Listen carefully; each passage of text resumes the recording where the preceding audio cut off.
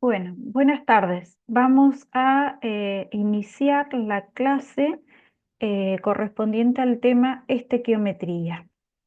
En esta unidad vamos a estudiar los objetivos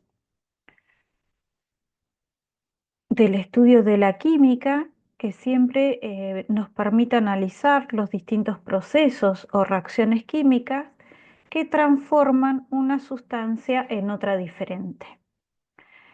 En la vida cotidiana ocurren numerosas reacciones químicas en nuestro organismo, en nuestro entorno, de manera natural y el estudio de todas estas reacciones y otras han permitido que la industria química desarrolle distintos productos a partir del estudio de estos procesos de transformación.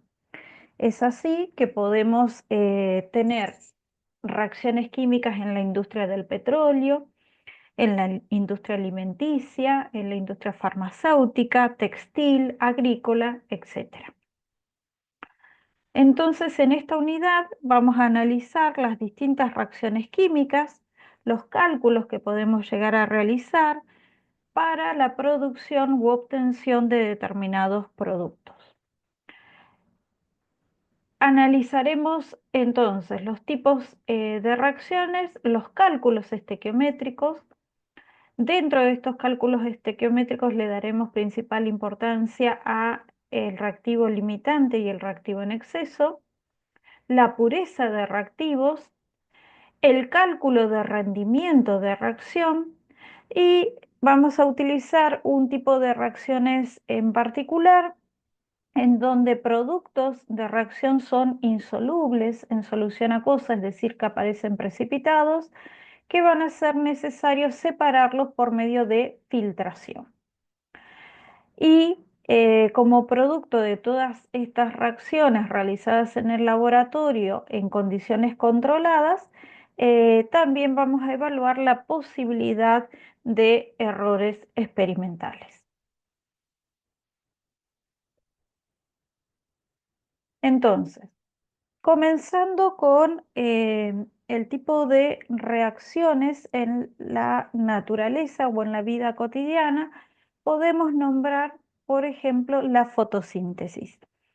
Es un conjunto de distintas reacciones químicas, se lo considera un proceso complejo, es indispensable para la vida de todos los seres vivos, en donde participan distintos reactivos como son el agua, el dióxido de carbono, la energía solar, la luz ultravioleta principalmente, y pigmentos que se encuentran en los vegetales, algas o en algunas bacterias. Principalmente el pigmento más conocido es la clorofila. Este pigmento absorbe la energía solar para sintetizar distintas moléculas a partir de moléculas simples como son el agua y el dióxido de carbono. Ocurren una serie de reacciones en cadena que terminan con la formación de glucosa y energía en forma de ATP. También se forman otras sustancias de importancia biológica como son el almidón, lípidos y proteínas a partir de estas sustancias simples. Todo el producto generado en este proceso de fotosíntesis tiene mucho interés, es el oxígeno, porque es la principal fuente para mantener la vida. Se produce un intercambio entre este producto de reacción de la fotosíntesis, el oxígeno, en donde mantiene en el equilibrio la concentración en el aire que nosotros respiramos como seres vivos. Otro ejemplo de reacción de la vida cotidiana es la combustión. En este caso, sustancias combustibles como puede ser el metano, cuya fórmula es carbono hidrógeno 4, reacciona con el oxígeno presente en el aire, que sería el comburente, ocurre una reacción de combustión en donde la identificamos porque siempre como productos de cualquier reacción de combustión se forman el dióxido de carbono en su forma gaseosa más agua líquida en su forma de vapor. También, como producto de reacción, tenemos la formación de energía en forma calórica. Es decir, que este tipo de reacciones, la reacción de combustión, liberan energía en forma de calor y son conocidas como reacciones exotérmicas. Cualquier otro combustible también origina los mismos productos de reacción, pero en distintas proporciones. También es de interés la lluvia ácida. En este tipo de proceso de reacciones que ocurren en la atmósfera y luego llegan hasta la Tierra afectando los distintos ecosistemas, se considera que se forma una lluvia con un pH menor a 5,6. Este pH es el pH del agua de lluvia que no está contaminada.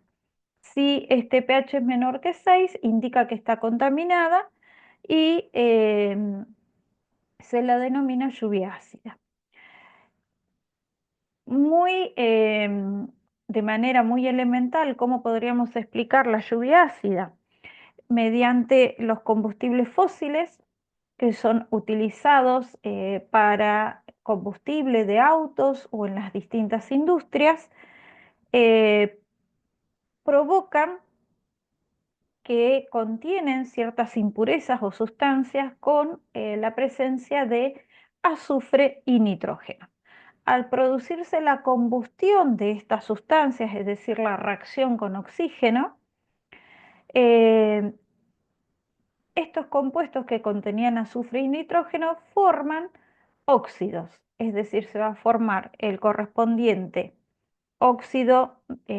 dióxido de azufre, trióxido de azufre y óxidos de nitrógeno. Estos, en presencia del agua en la atmósfera, forman los distintos ácidos. Principalmente se forma el ácido sulfúrico y el ácido nítrico.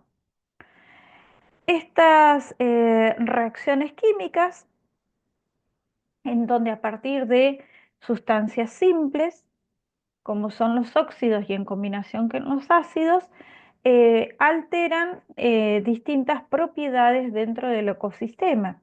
Alteran el pH de lagos, ríos, otras fuentes de agua en donde habitan distintos ecosistemas acuáticos. Con este cambio de pH, haciéndolo más ácido, hay dificultad para poder realizar los distintos ciclos de vida de estos seres vivos. También afectan distintas superficies, por ejemplo la piedra caliza con la que están realizadas muchas construcciones o monumentos históricos. Eh, entonces, este proceso complejo que lleva a la producción de ácido sulfúrico y ácido nítrico afecta la vida cotidiana, sobre todo en aquellas ciudades que tienen mucha industrialización, o sea, son ciudades con mucha población y también en donde hay mucho tránsito automovilístico. Ejemplo de estas ciudades son en Londres, en Chile, aquí en Latinoamérica también se caracteriza por este efecto de la lluvia ácida y en otras partes del mundo. Entonces, como vemos, las reacciones químicas tienen bastante importancia y relevancia en la vida cotidiana. También nosotros vamos a estudiarla particularmente desde el punto de vista de procesos químicos. ¿A qué denominamos reacciones químicas?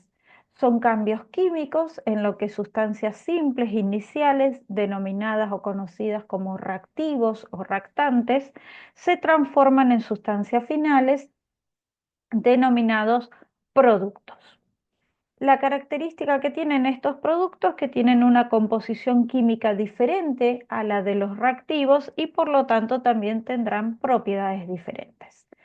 Ejemplos de estas reacciones químicas son uno muy conocido porque tiene dos aspectos, uno positivo y uno negativo, es la reacción de obtención del amoníaco a partir de hidrógeno y nitrógeno en estado gaseoso, que es conocido como el proceso de Haber. Se lleva a cabo a altas temperaturas y presiones y en presencia de un catalizador, generalmente el óxido ferroso. Decíamos que tiene dos aspectos. Uno es un aspecto positivo porque la formación del amoníaco es importante porque a partir de este es una materia prima para la producción de fertilizantes que son sales de amonio. Entonces tiene una importancia y relevancia a nivel de la agricultura mundial para poder llegar a producir y satisfacer la alimentación mundial. El aspecto negativo es que el amoníaco también es una materia prima para la producción del ácido nítrico y este es a la vez la base para la producción de distintos explosivos. Sales de amonio como el nitrato de amonio, la trinitroglicerina, son conocidos explosivos que han sido utilizados en guerras que han sido desarrolladas durante el siglo XX. Esto también está relacionado con la ética de la química, en donde el estudio de una reacción innovadora como fue esta la producción del amoníaco, conlleva a establecer cuáles son las ventajas y desventajas del estudio de este tipo de reacciones. Entonces, acá lo vemos gráficamente en donde tenemos los dos átomos de nitrógeno en color verde que forman la molécula diatómica en estado gaseoso. Es necesario que reaccionen con tres moléculas de hidrógeno, que son las de color rojo, que también son moléculas diatómicas en estado gaseoso, y como producto de reacción se forman dos moles o dos moléculas, en esta visión, si lo vemos a nivel molecular, de amoníaco, en donde está formado por un átomo de nitrógeno y tres átomos de hidrógeno cada molécula. Entonces, para comenzar a estudiar la estequiometría, vemos que es importante conocer la escritura de estas reacciones químicas y cada una de sus partes. Como nombramos, partimos de reactivos, sustancias iniciales, simples, los números que se anteponen, números enteros que se anteponen antes de la fórmula química de estos reactivos o reactantes, se conocen como coeficientes estequiométricos. Seguido de estos está una flecha que indica la dirección de la reacción. Luego se encuentran los productos, en donde también los números enteros que se indican antes de la fórmula química de los productos son coeficientes de reacción. Entonces, ¿cómo interpretamos una ecuación química balanceada? Para esto tenemos que considerar que esta representación de la reacción química eh, tenemos que tener la misma cantidad de átomos de cada elemento a ambos lados de la flecha. Es por eso que nosotros anteponemos estos coeficientes estequiométricos para balancear o ajustar la cantidad de átomos que intervienen en esta reacción química, tanto en los reactivos como en los productos. Y con esto consideramos la ley de conservación de masa, que la energía no, la conservación de energía durante una reacción química. Esta energía química se transforma y no se destruye. ¿Cómo interpretamos una ecuación química balanceada? Podemos reconocer cuáles son los reactivos o los productos dependiendo de su ubicación hacia el lado izquierdo o hacia el lado derecho. la fórmula de reactivos o productos, la cantidad de moléculas que participan de esa ecuación química de reactivos o productos, la cantidad de átomos de cada elemento que participa y con los coeficientes estequiométricos, que son estos números enteros que están antes de la escritura de cada fórmula de reactivos y productos, podemos también conocer la cantidad de moles que reacciona de cada una de las sustancias que participan de esta reacción química. Entonces, ¿cómo hacemos para mantener esta conservación de masa, considerando que debemos tener la misma cantidad de átomos que participan de la parte de reactivos a la parte de productos? Inicialmente lo que tenemos que ver es la cantidad de cada elemento a un lado y al otro lado de la flecha. Se comienza con los más simples. En este caso, si contabilizamos en la misma reacción que analizamos anteriormente de la producción del amoníaco a partir de nitrógeno e hidrógeno gaseoso, tenemos que por la molécula de nitrógeno tenemos 2 átomos de nitrógeno como reactivo y un átomo de nitrógeno como producto en la molécula de amoníaco. Quiere decir que la cantidad es diferente. ¿Cómo haríamos para igualar esta cantidad? Multiplicaríamos por 2 en la parte de los productos al amoníaco.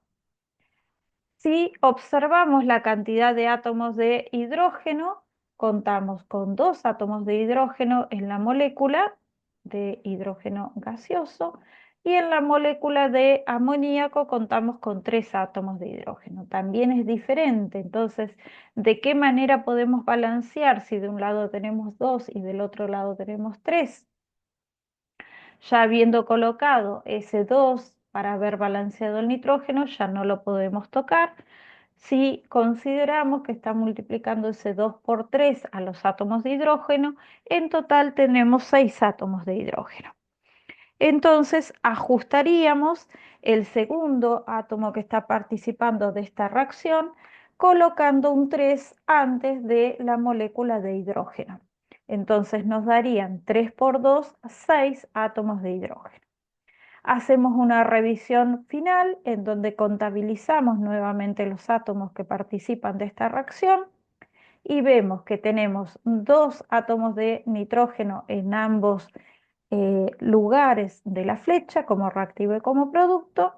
Y en cuanto al hidrógeno, vemos que tenemos 6 átomos de hidrógeno como reactivos y también 6 átomos de hidrógeno como productos. En el caso de que participen átomos de oxígeno en una reacción, conviene ajustarlos al final porque va a ser más simple el balanceo o el ajuste de la reacción o puede ser que quede automáticamente balanceado. Se recomienda el balanceo por tanteo para reacciones o ecuaciones químicas simples. Cuando son más complejas, que lo van a ver un poco más adelante cuando vean la unidad de electroquímica en química general, se recurre a otro tipo de balance de reacciones como es el balance redox, ¿sí? En donde ya se tiene en consideración el cambio en el número de oxidación de cada una de las sustancias que participan de la reacción.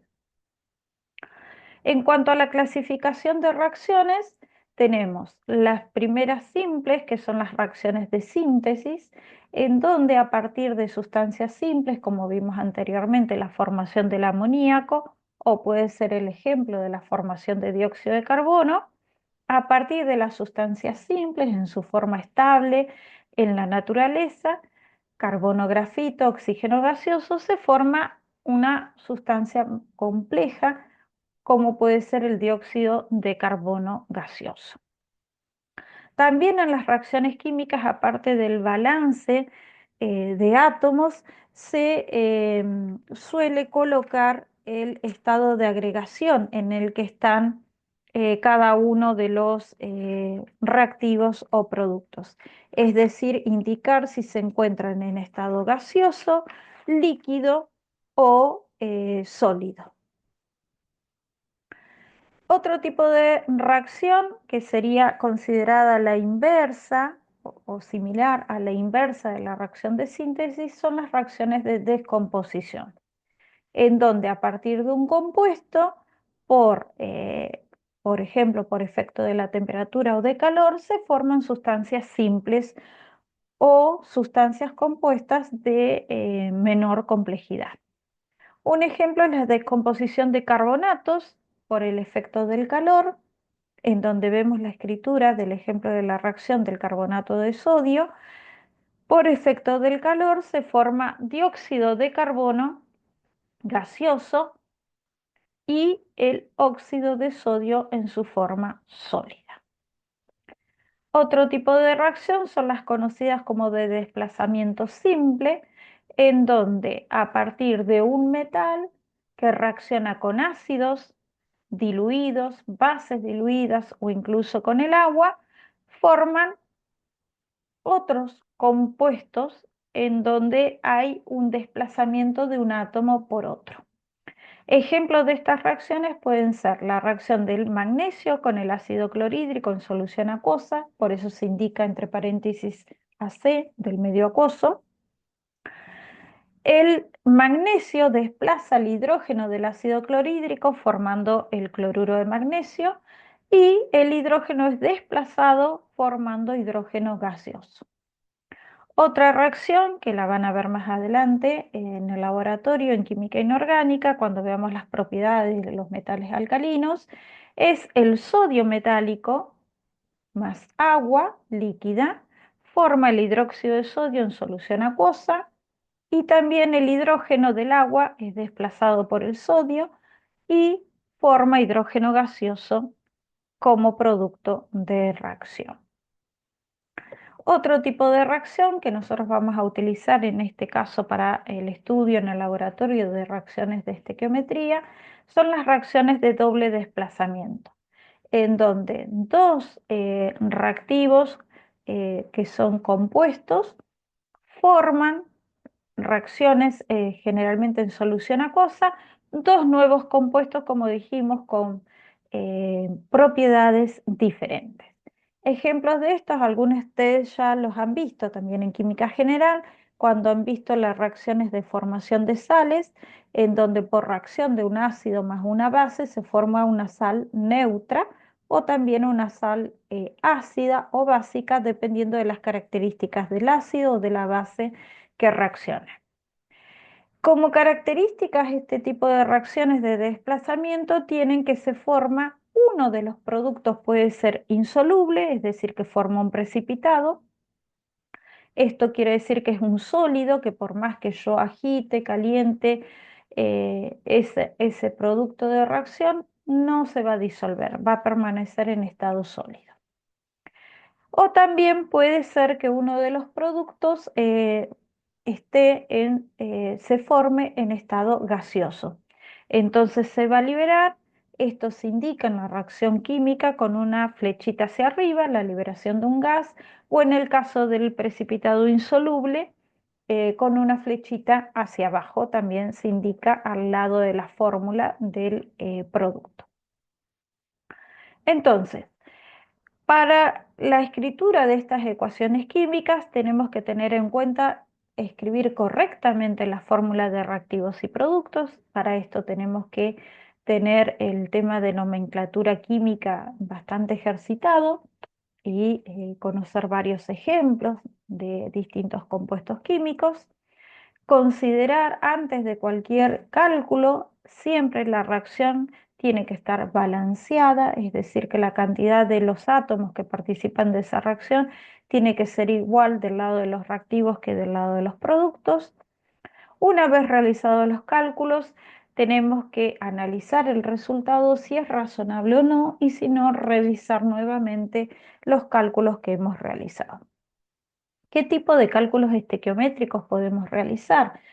Desde moles de reactivos, considerando la estequiometría de la reacción, es decir, los coeficientes estequiométricos que aparecen luego de balancear nuestra reacción química, teniendo en cuenta esa relación, calcular moles de productos.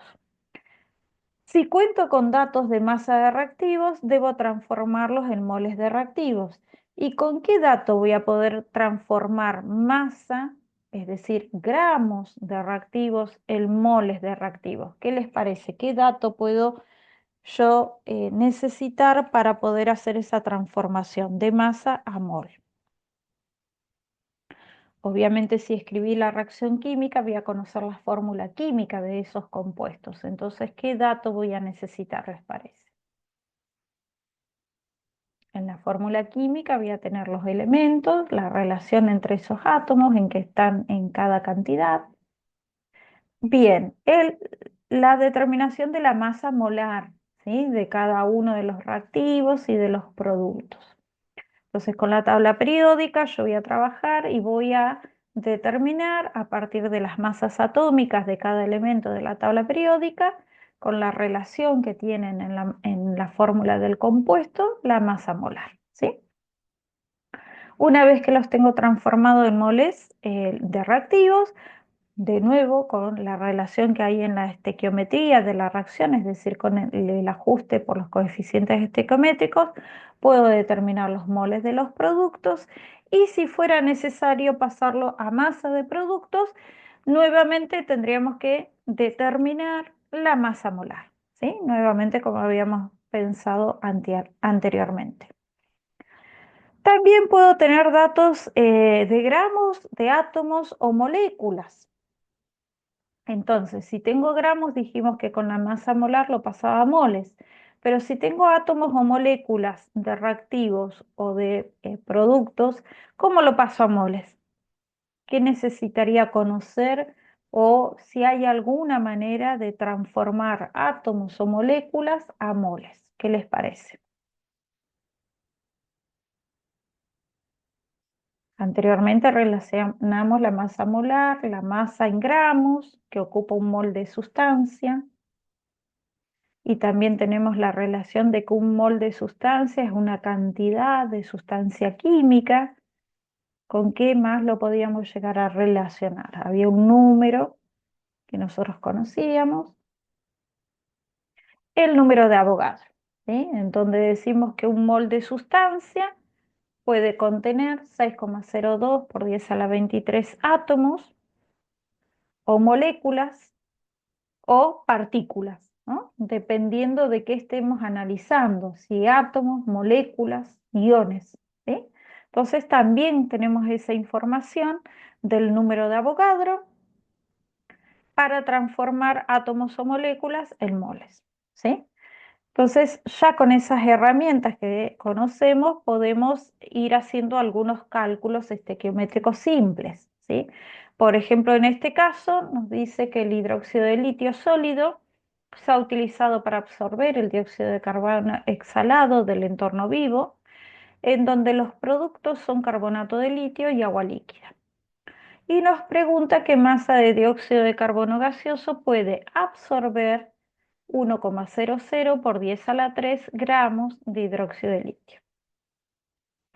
Entonces, lo primero que tenemos que hacer cuando leemos el problema es leer el problema y extraer la información que conocemos y también extraer la información a la que queremos llegar. Entonces, ¿qué información conocemos? Acá en palabras nos está diciendo que reacciona el hidróxido de litio, o sea que es uno de nuestros reactivos, con dióxido de carbono, es otro de nuestros reactivos, y que forma, o sea que los productos de reacción van a ser el carbonato de litio y el agua líquida. También nos está diciendo cuáles son los estados de agregación de cada uno, que podría ser algo que podríamos agregar en nuestra reacción química. Una vez que la escribimos, tenemos que comparar la cantidad de átomos. Vemos que en el hidróxido de litio tenemos un solo átomo de litio y en el carbonato de litio son dos, por eso anteponemos un 2 al hidróxido de litio y con eso nos queda balanceado el litio. Luego comprobamos el hidrógeno, tenemos dos hidrógenos del lado de los reactivos y dos del lado de los productos, está balanceado. El carbono, tenemos uno del lado de los reactivos y un lado de los productos, también está balanceado.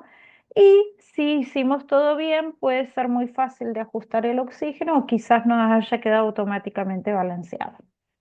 Tenemos 2 oxígenos en el hidróxido de litio, más 2 oxígenos del dióxido de carbono, un total de 4 del lado de los reactivos.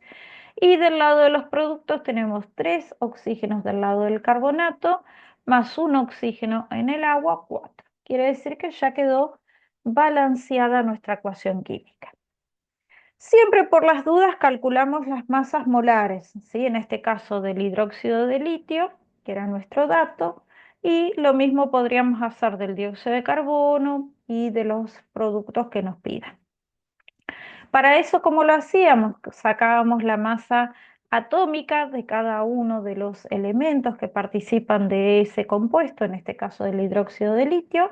Nosotros lo vamos a tomar con 2 decimales de la tabla periódica y aplicando la regla del redondeo. Entonces, en la fórmula del hidróxido de litio tenemos un litio más un átomo de oxígeno y más un átomo de hidrógeno. Entonces, la sumatoria de esas masas atómicas nos daría la masa molar, es decir, la masa que ocupa un mol de hidróxido de litio. En este caso nos da 23,95 gramos por mol.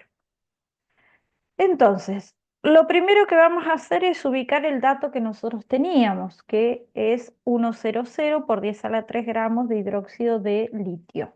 Primero nuestro dato. Luego vamos a tratar de armar el factor unitario de manera de tratar de resolver la consigna, ¿sí?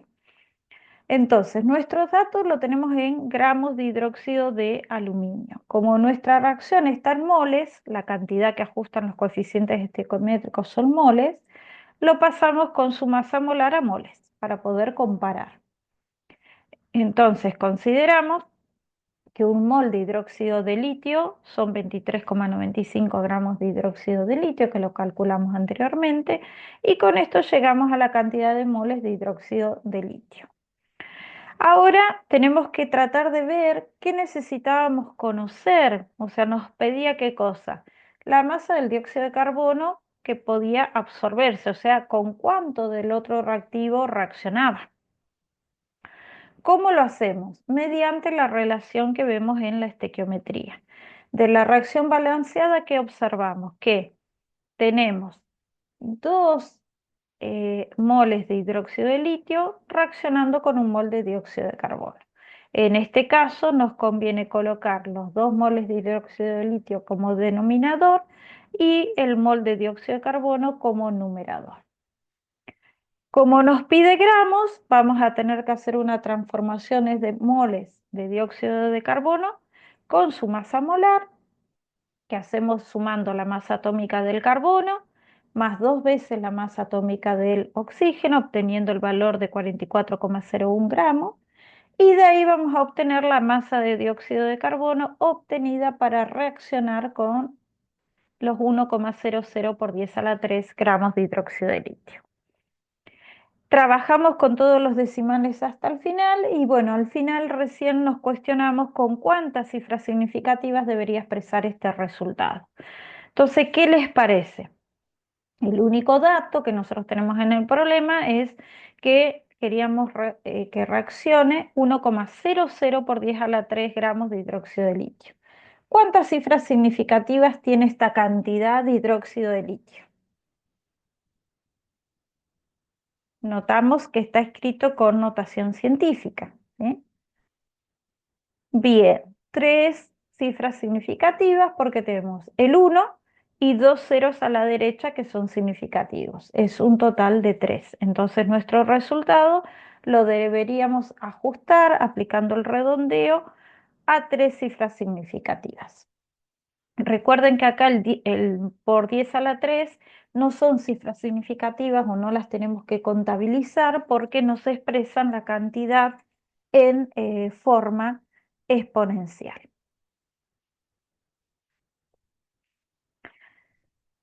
Ahora puede darse el caso, como en la vida cotidiana, que vemos acá, por ejemplo, si nosotros quisiéramos un día en nuestra casa o cuando salimos a algún lugar comer panchos, ¿no? Y llevamos determinada cantidad de salchichas y de pan, en donde en este caso tenemos 5 salchichas, pero el paquete de pan que compramos tiene 4 unidades de pan, ¿no?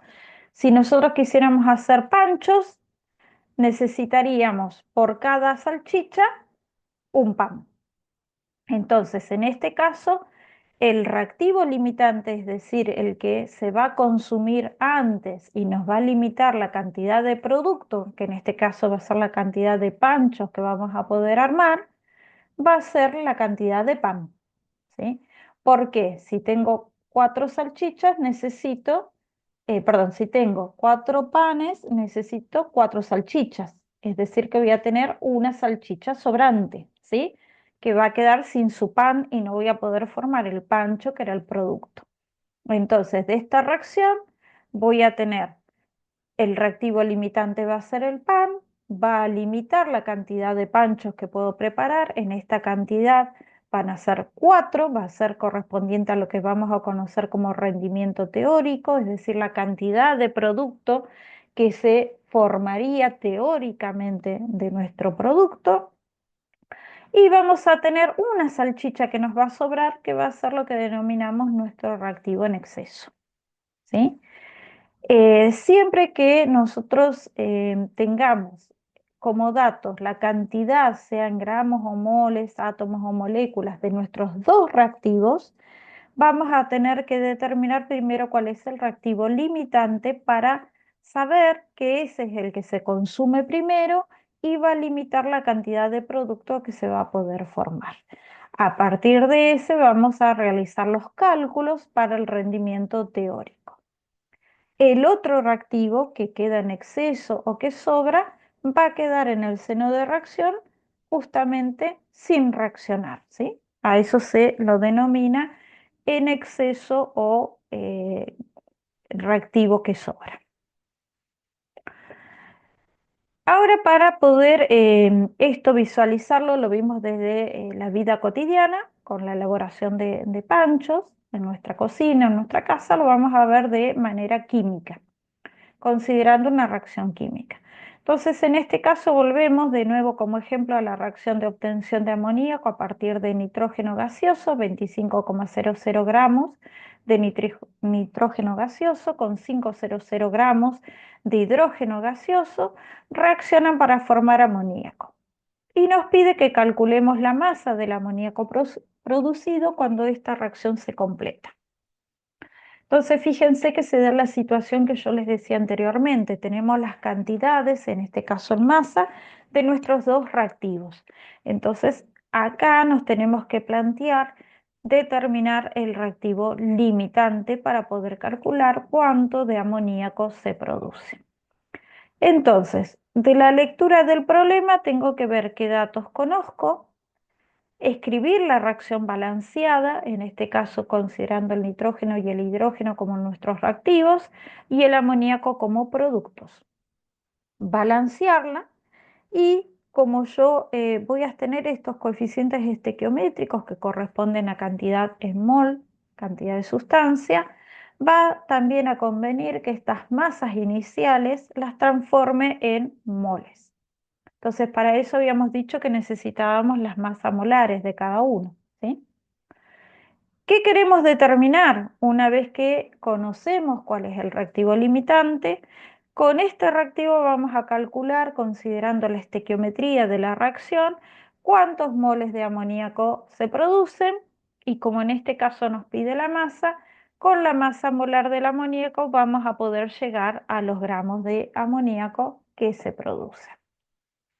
Entonces, ¿cómo lo resolvemos? Primero, escribiendo la reacción, ¿sí? En este caso, escribimos la reacción entre nitrógeno e hidrógeno gaseoso para producir el amoníaco y teniendo en cuenta la cantidad de átomos de nitrógeno e hidrógeno de reactivos tiene que ser igual a la cantidad de átomos como producto. Entonces, por eso anteponemos un 3 en el caso del hidrógeno y un 2 en el caso del amoníaco. Una vez escrita la reacción balanceada, dijimos considerando la masa molar de hidrógeno y de nitrógeno, transformamos esas masas iniciales de 25,00 gramos de nitrógeno y 5,00 gramos de hidrógeno en moles, ¿sí? Luego, con estas cantidades vamos a determinar el reactivo limitante. Este tipo de cálculos se pueden realizar de distintas maneras. Nosotros recomendamos utilizando los factores, como lo vamos a ver ahora, como yo les voy a describir, pero lo pueden hacer de otra manera, ¿sí? El objetivo es que ustedes puedan determinar el reactivo limitante de la manera que les resulte más cómodo a ustedes o, bueno, o hayan aprendido a hacerlo ya en química general. Nosotros, como dijimos en la primera clase, utilizamos el método del mol, o sea, utilizamos la relación estequiométrica entre los moles de reactivo. En este caso, si nosotros vemos esa relación estequiométrica, vemos que por cada 3 moles de hidrógeno gaseoso, reacciona con un mol de nitrógeno gaseoso. Esa sería nuestra relación de reactivos de acuerdo a la relación estequiométrica de la reacción balanceada. Si consideramos en realidad la relación de moles que pusimos en el seno de reacción al poner esos 25,00 gramos transformados a mol de hidrógeno y los 0,500 gramos de hidrógeno, considerando esa relación, nos da la cuenta que tenemos 2,7742,57,426 a 1, porque abajo si dividimos por 1 no alteramos numéricamente la relación. Y si la comparamos con la necesaria que nosotros tenemos de acuerdo a la relación estequiométrica, vemos que no llegamos a 3, que era la relación necesaria entre hidrógeno y nitrógeno. Entonces, como estamos por debajo de la relación estequiométrica y tenemos en nuestro numerador el hidrógeno, observamos o concluimos que el reactivo limitante es el hidrógeno, porque va a terminarse antes de que finalice o se consuma todo el nitrógeno que pusimos a reaccionar, ¿sí? De esta manera, una vez establecido el reactivo limitante, calculamos cuánto producto se formó. Con los moles que habíamos transformado la cantidad de hidrógeno que teníamos inicialmente, que eran los 5,00 gramos, el moles con todos los decimales, tenemos en cuenta la estequiometría de la reacción y veíamos que por cada 3 moles de hidrógeno necesitábamos 2 moles de amoníaco y luego, como lo transformamos en moles de amoníaco para llevarlo finalmente a gramos de amoníaco, calculamos la masa molar del amoníaco considerando la masa atómica del nitrógeno más 3 veces la masa atómica del hidrógeno, nos daría 17,04 gramos. Llegamos a los gramos de amoníaco. Entonces, acá con todos los decimales vamos a redondear y expresar el resultado con la cantidad de cifras significativas de acuerdo a los datos que eran nuestro problema, ¿sí? Teníamos 25,00 gramos de nitrógeno, que cuántas cifras significativas tiene 25,00. 4, ¿sí? Porque los dos ceros a la derecha indican que son significativos. Y en el caso de 5,00 gramos, ¿cuántas cifras significativas tendríamos? Bien, tenemos dos ceros significativos más el 5, tres cifras significativas. Entonces, nuestro resultado tendría que estar indicado con la menor cantidad de cifras significativas, en este caso con 3, ¿sí? Entonces, tendríamos que hacer el redondeo para poder expresarlo con 3 cifras significativas. Otro tipo de cálculos estequiométricos que podemos hacer, aparte del cálculo del reactivo limitante y en exceso, es una vez que obtuvimos la cantidad de producto formado, el rendimiento de la reacción. Como dijimos, si nosotros lo hacíamos a partir de los reactivos que reaccionaban de acuerdo a la estequiometría, de acuerdo al cálculo numérico que nosotros hacemos, denominábamos rendimiento teórico, ¿sí? Eso es si toda la reacción ocurriera en condiciones controladas y obtuviéramos el 100% de nuestro producto. En la práctica eso no es real, en las experiencias no siempre se obtiene lo que se predice, existen pérdidas, las condiciones no siempre son controladas, pueden haber variaciones de temperatura, presión, que alteren las condiciones de la reacción y la obtención del producto, otras reacciones secundarias que pueden impedir la formación del producto o pueden ocurrir otro tipo de complicaciones durante la experiencia y van a afectar el rendimiento. ¿De qué manera lo van a afectar? Que no va a ser el 100%, va a ser menor, ¿sí? Entonces, como decíamos, la cantidad de producto calculada a partir de los reactivos y de acuerdo a la estequiometría es lo que conocemos como rendimiento teórico, es la cantidad máxima de producto que se podría obtener en las condiciones controladas en el laboratorio y de acuerdo a la cantidad de reactivos que pusimos a reaccionar. Y el rendimiento real o experimental del producto es la cantidad obtenida en realidad, ¿sí? Cuando nosotros hacemos la experiencia en el laboratorio. ¿Cómo calculamos el rendimiento? Lo expresamos generalmente en términos porcentuales, de porcentaje, en donde realizamos la división o el rendimiento experimental, el práctico, el obtenido en el laboratorio, dividido el rendimiento teórico, es decir, el calculado en condiciones óptimas, de acuerdo a la estequiometría, la cantidad de reactivos que se ponen a reaccionar, y por 100 para poder expresarlo en porcentaje.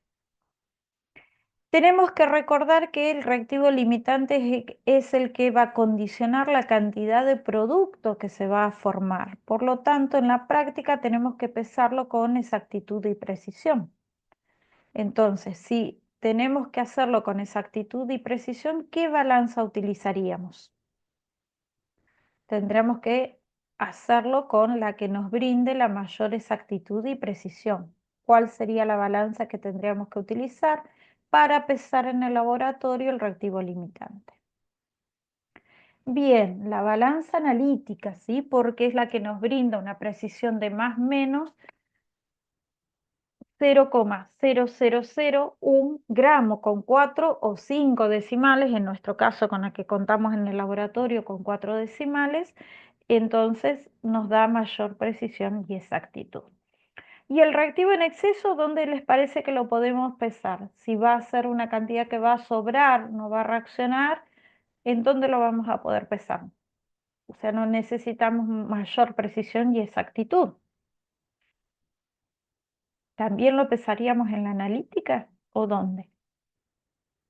En la granataria. Bien, ¿por qué en la granataria? Porque como va a sobrar, va a estar en exceso y no nos interesa en realidad esa cantidad, lo podemos hacer con menor precisión y exactitud. Entonces la balanza granataria nos puede dar 1 o 2 decimales de precisión y es suficiente para el reactivo en exceso, ¿sí? Esto lo van a tener que tener en cuenta en la práctica porque son las condiciones experimentales que tenemos que fijar previamente. Otro concepto que es importante al momento de realizar estas reacciones considerando la estequiometría de estas reacciones en el laboratorio, es la pureza de los reactivos. ¿Sí? Se conoce como pureza o riqueza. ¿Sí? En este caso, por ejemplo, vemos unas joyas en donde la primera tiene una determinación de 24 quilates, quiere decir que tenemos un volumen de 1000 mililitros, es 100% oro y por eso tiene una pureza máxima de 24 quilates. En el segundo caso tenemos una de 18 quilates en donde solo una parte es de oro, el 75%, y el resto son otros metales, que son lo que nosotros conoceremos como impurezas. Y el tercer ejemplo es de 9 quilates, en donde solamente el 37,5 es oro puro y el resto, hasta completar hasta 100, son otros metales que son lo que nosotros conoceremos como impurezas. ¿Sí? Entonces, ¿a qué denominamos nosotros como pureza de un reactivo? Es la masa de la sustancia pura, en este caso el oro, sobre la masa de la sustancia total, el conjunto de, en este caso, de esta joya, por 100, ¿sí? Para poder expresarlo como un porcentaje de pureza. ¿Dónde vamos a ver nosotros este dato, nuestros reactivos? ¿Dónde les parece que podríamos obtener este dato de los reactivos que nosotros vamos a utilizar realizando estas reacciones de estequiometría en el laboratorio? Nos la da el fabricante, es una información mínima y necesaria para poder trabajar con estos reactivos, entonces, ¿dónde podría estar? Tiene que ser de fácil acceso. En la etiqueta. ¿Sí? En la etiqueta que trae impresa en el cuerpo del recipiente del reactivo va a estar el dato de la pureza. ¿Sí? Y si no, bueno, si contamos con la ficha de seguridad, también podemos corroborarla en la ficha de seguridad. Si el fabricante no nos informa la pureza y no la encontramos en la ficha de seguridad, podemos asumir de que es 100% puro. ¿Sí? Y en ese caso, cuando no se indica su pureza, se supone que es al 100%, es decir, que la masa de la sustancia pura va a ser igual a la masa de la sustancia total. ¿Sí? Es un dato que debemos considerar también al momento de tratar de controlar todas las condiciones experimentales. Entonces, en el laboratorio, como dijimos, nosotros vamos a hacer el ejemplo de una reacción en donde vamos a obtener uno de los productos, va a ser una reacción de doble desplazamiento y tiene como característica que se obtiene un producto sólido, insoluble, que se conoce como precipitado. En este caso, para poder determinar el rendimiento de la reacción, vamos a tener que separar ese precipitado para poder cuantificarlo, es decir, para saber qué cantidad se formó de ese precipitado. ¿Cómo lo vamos a hacer? Por medio de la filtración. Es una separación mecánica de mezclas de sólidos insolubles, que nosotros vamos a conocer como precipitados, en un líquido. Por medio de esta separación mecánica, nosotros vamos a obtener como productos el residuo, que va a ser el sólido insoluble, que va a quedar encima de nuestro filtro, y en un recipiente colector, el líquido, que es lo que se conoce como filtrado. En este caso, de interés va a ser para nosotros en el laboratorio, va a ser el residuo, ¿sí? Nos va a interesar porque nuestro producto es un precipitado, un sólido, y yo voy a querer saber cuánto se produjo de cantidad de ese producto, ¿sí? Pero otras veces puede ser de interés el filtrado, ¿sí? El líquido que queda en el vaso colector. Eso lo tengo que saber de antemano, experimentalmente, para saber con qué cuál de estas dos fracciones es la que me interesa recolectar, ¿sí? Porque si a mí me interesa lo que queda en el filtro y yo, por ejemplo, no lo sabía y lo descarté porque pensé que no importaba, bueno, estoy perdiendo justamente lo que necesito, ¿sí? O lo mismo con el filtrado. Para realizar la filtración tenemos que conocer qué factores afectan la filtración, principalmente el tamaño de partícula. En función de este tamaño vamos a seleccionar el filtro, pueden ser muy finas, entonces tengo que saber qué poro tiene ese filtro para permitir de que quede retenida por encima del filtro y no lo atraviese. En el caso de que sean muy gruesas y cristalinas, también va a afectar en la porosidad de ese filtro o medio filtrante que estoy utilizando. También la forma de la partícula, si son cristalinas, redondas o esquinadas, pueden quedar incrustadas en los poros del filtro, del medio filtrante, y bueno, llega a una saturación en donde disminuye la velocidad de filtración. O también pueden ser laminares, formando capas y ocurre el mismo efecto, la saturación del medio filtrante o filtro, o pueden ser mucilaginosas o pegajosas. Mucilaginosas viene del término mucus, es decir, que tienen un aspecto de moco por retención de agua entre sus moléculas. Entonces esto también lo voy a tener que tener en cuenta porque yo me voy a dar cuenta de esa consistencia y esa retención de agua va a hacer que también, aparte del producto que yo tengo, de mi compuesto químico, va a tener moléculas de agua, ¿sí? Entre sus moléculas. Entonces también va a afectar la velocidad de filtración y las características del producto final. Entonces, ¿cómo puedo modificar yo en el laboratorio la velocidad de filtración? Uno de los primeros factores que puedo utilizar es la elevación de la temperatura. En general, al aumentar la temperatura, puedo aumentar la velocidad de filtración. Otro es variando el pH, eso sí se afecta de alguna manera en donde las características de lo que estoy filtrando tiene características de ácido o base, bueno, puede cambiar la velocidad de filtración. O con la elevación de la presión, es decir, utilizando en realidad presiones negativas, la presión de vacío, o adicionando sustancias auxiliares como son la arena, la tierra de diatomeas, carbón activado, que en realidad lo que hacen es aumentar la velocidad de sedimentación y dejar el líquido sobrenadante, y con esto podemos aumentar también la velocidad de filtración. ¿Qué tipos de filtración tenemos? Dos tipos. El primer tipo de filtración es la filtración clásica o la filtración por gravedad, en donde va a determinar la velocidad de la filtración la gravedad. Para realizar la filtración clásica se utiliza frecuentemente, o el principal medio filtrante es el papel de filtro. El papel de filtro viene de distintos poros, de acuerdo al fabricante, de distintas características, cualitativo, cuantitativo, de acuerdo a las características de la reacción que yo quiero realizar, es decir, que lo voy a tener que analizar y conocer previamente. Puede ya venir cortado en discos, como vemos acá en la figura, o también puede venir en hojas, en donde yo voy a tener que cortar de acuerdo al diámetro que necesite. Lo primero que necesitamos es conocer qué tipo de medio filtrante puedo utilizar. Como dijimos en el laboratorio, el más utilizado va a ser el papel de filtro, pero ustedes tienen que tener la idea de que existen otros, como pueden ser telas, gasas, algodón o otros filtros que se comercializan y en donde van a venir informado el diámetro de poro, ¿sí? Para saber qué tipo de partículas puedo retener, es decir, que van a quedar por encima del medio filtrante.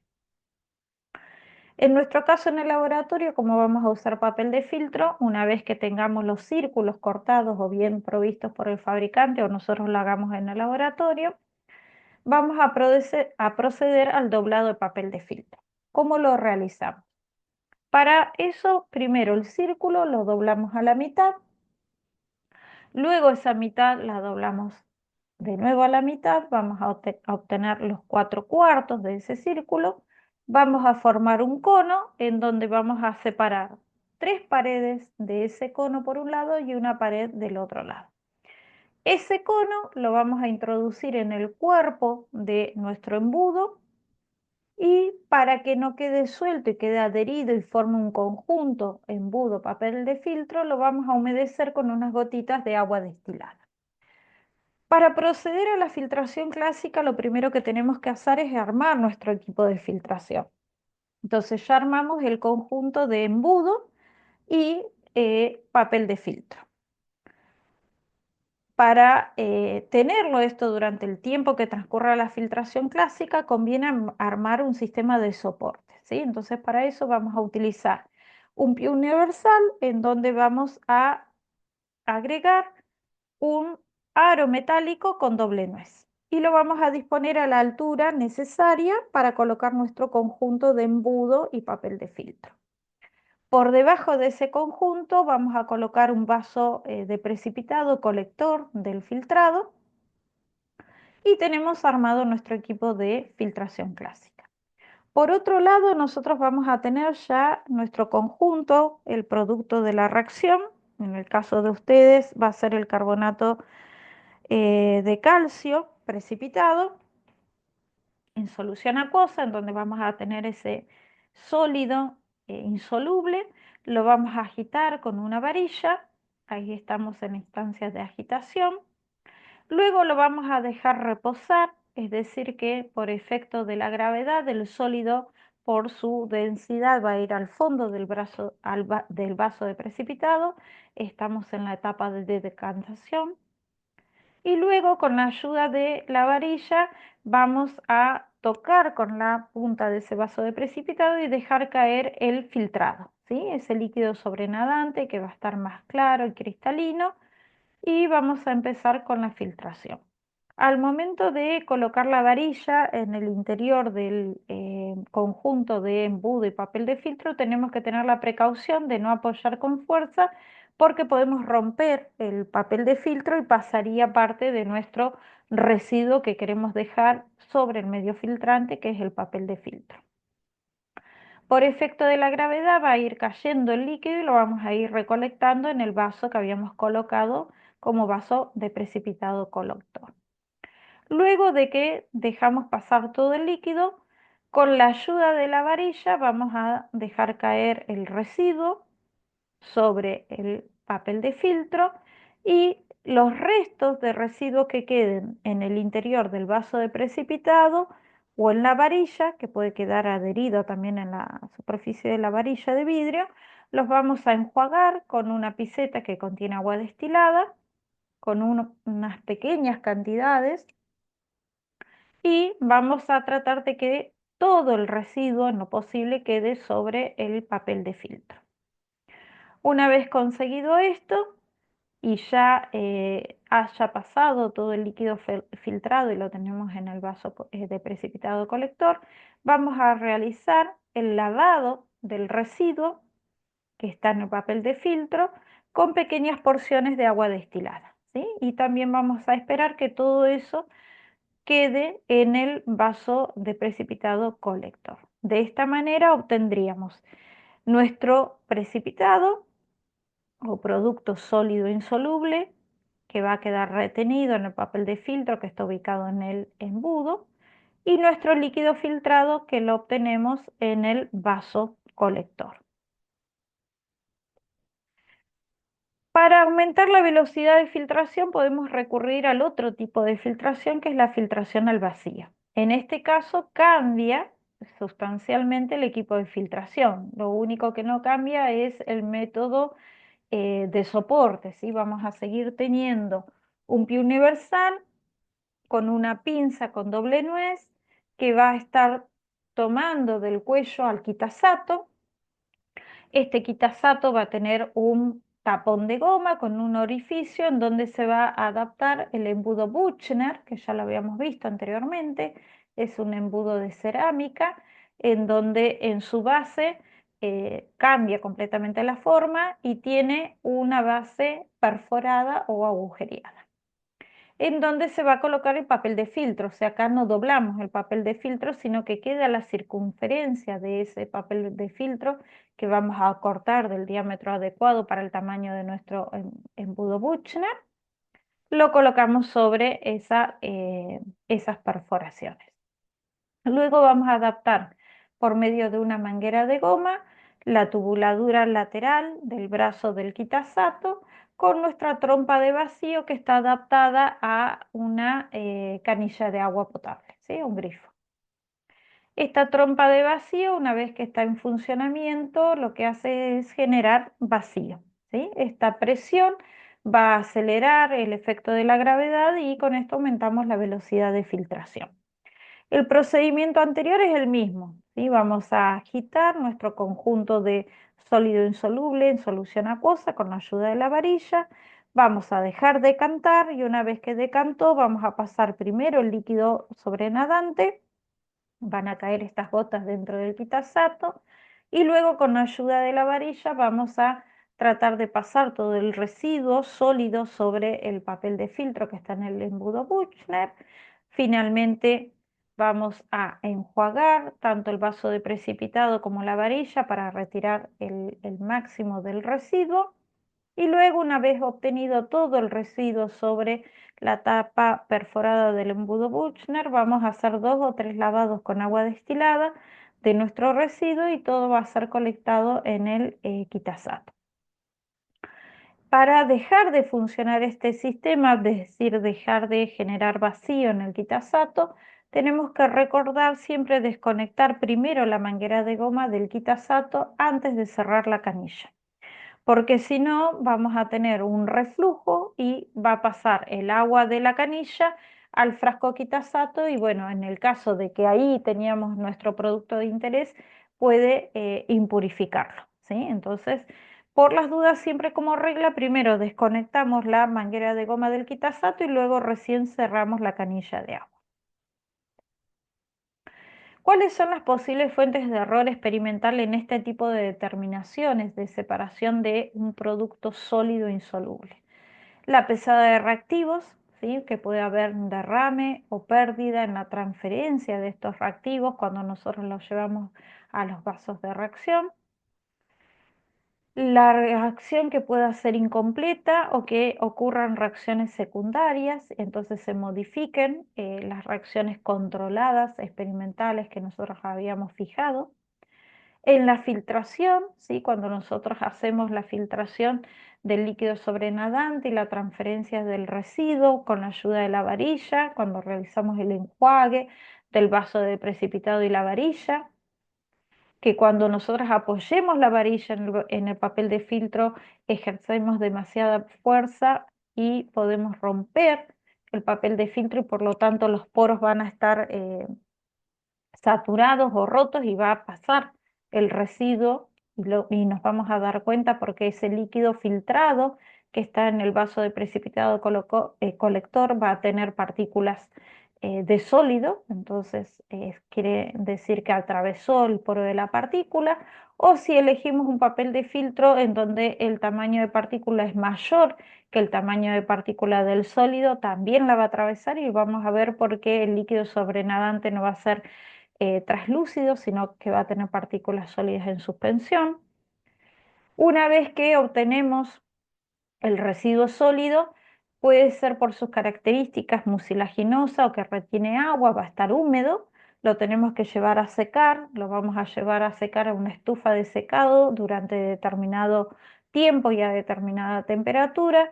Si no finalizamos esta operación de secado de acuerdo a las indicaciones, va a quedar húmedo, entonces también vamos a tener diferencias al momento de cuantificar y obtener el rendimiento experimental de nuestro producto.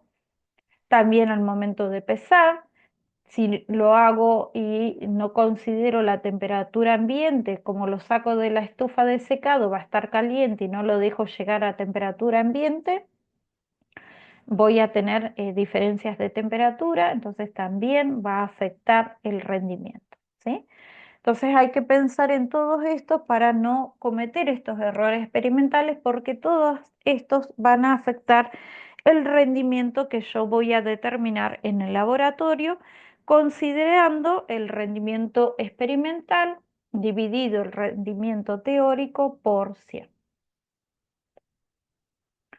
Bueno, con esto finalizamos la teoría correspondiente a estequiometría y rendimiento de reacción, así que pueden realizar también, si necesitan ayuda, para ejercitar los cálculos correspondientes a esta unidad, si bien los han visto en química general, pero por ahí necesitan un poco de más práctica.